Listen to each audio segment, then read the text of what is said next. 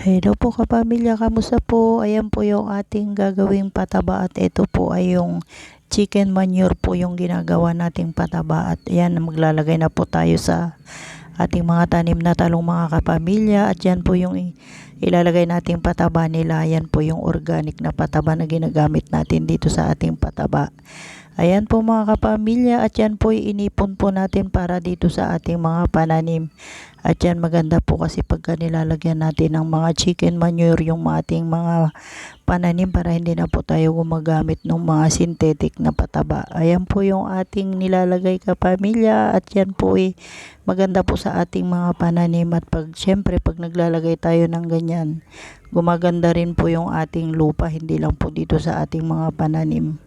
Lalo na po yung mga pananim natin may mga bulaklak at namumunga na po sila kaya yan po yung ilalagay natin at mas maganda po pagka ganyan yung nilalagay natin sa ating pananim. Kaya ayan kapamilya, maglalagay muna tayo ng mga pataba dito sa ating mga pananim at yan pagka nagka tubig na magdidilig tayo para yung mga patabang nilagay natin ma-absorb na ng ating mga pananim. Kaya ayan kapamilya, yun po yung ating nilalagay na pataba dito sa ating garden.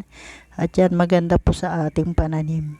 Hello kapamilya, update po dito sa ating sitaw. Tingnan nyo po itong ating sitaw at medyo malalaki na at dadamuhan na natin. At siguro mga ilang araw pa maglalagay na tayo ng trellis nila bago lumabas po yung kanilang mga talbos na aakyat. Kaya ayan kapamilya, linisin muna natin tong ating mga pananim na sitaw at malapit na itong lagyan ng trellis at yan naku, pag yan namunga kapamilya, hindi na rin tayo bibili.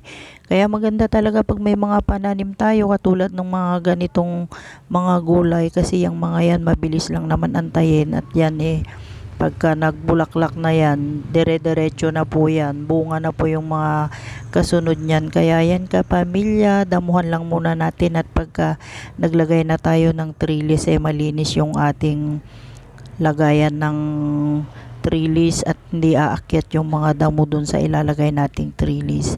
Ayan po kapamilya, sipag at tiyaga lang po at para meron tayong mga sariwang gulay na anihin dito sa ating garden. Ayan po yung lagi nating ginagawa at pagka may mga time tayo, tanim lang tayo basta meron tayong mga seeds na naitatabi. Katulad ng mga inani natin nung nakaraan, naitabi natin yung mga seeds at eto, itinanim din natin ulit para hindi na tayo bumibili ng mga seeds. Ayan po kapamilya, yan po yung update dito sa ating sitaw. Good morning kapamilya, kamusta po? Ito po yung ating mga bagong tanim na talong at ito po itatanggalan natin ng mga lumang dahon kapamilya at ito po yan nangaagaw po sila ng nutrients kaya tanggalin natin yung ating mga lumang dahon dito sa ating taniman. At ito po mga kapamilya, ito tingnan nyo napakabilis po nilang lumaki lalo na po pagka ganyang namumulaklak na sila, siguradong sunod-sunod na po yung mga bunga niyang kapamilya. At ito po dinidiligan po natin ng ating ginawang pataba kaya mabilis po silang mag-grow lalo na yung ginawa nating pangpadahon sa yung pang spray natin. Kaya ayan kapamilya, maganda po pagka ganyang nadidiligan natin ng mga organic na pangdilig natin. Yan po yung ginagawa natin kapamilya para yung mga pananim po natin gumanda at nagkaroon na nga po siya ng maraing sanga.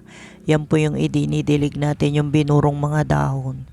Kaya ayan kapamilya, nagtatanggal muna tayo ng mga dahon kasi ready na pong mamunga yung ating pananim at para dire-diretso yung pamumunga niya sa yung bulaklak ng ating mga pananim. Ayan yung ating mga talong kapamilya, may mga bunga na po sila. Hello po kapamilya, kamusta po? Ito po yung ating ilulutong laing at ito po yung ating gata at inilagay na po natin yung ating gata dito sa ating kawali at yan ang ating iluluto ay ang ating laing. Yan po yung hinarvest natin sa ating garden at nilagay na po natin yung ating bawang sibuyas at luya.